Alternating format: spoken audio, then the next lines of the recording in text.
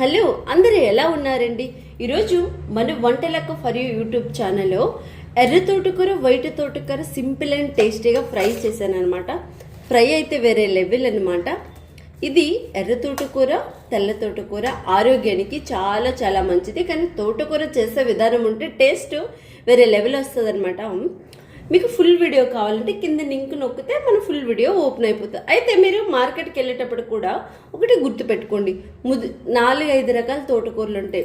బాగా పొడుగున్నది, చివరిన వెన్నెలొచ్చున్నది, అది బాగా ముదిరినట్టు. ఎప్పుడు మీరు మార్కెట్కి వెళ్ళినా అది గమనించండి. అది ముదిరిపోయిన తోటకూర తెచ్చినా కానీ దాన్ని వండుకోలేము, అసలు టేస్ట్ కూడా ఉండదు. ఇంకోటి మొక్క తోటకూర ఉంటుంది, పెరుగు తోటకూర ఉంటుంది, అది వేరే లెవెల్ ఉంటాయి. ఇంకోటి గ్రీనిష్గా ఫ్రెష్గా ఉన్నదే తీసుకోండి. ఇంకొకటి ఎర్ర తోటకూరలో కూడా ఆ గుండెకి ఆరోగ్యానికి చాలా చాలా మంచిది. ఎర్ర తోటకూర కూడా పొడిగ్గా ఉన్నది తీసుకోకండి, గుండెగా ఉన్నది తీసుకోండి. ఓకే, వీడియో నచ్చితే లైక్ చేసి సబ్స్క్రైబ్ చేసుకోవడం మర్చిపోదు. మీకు కూడా ఈ తోటకూర ఫ్రై కావాలంటే విశాఖపట్నం వచ్చేయండి.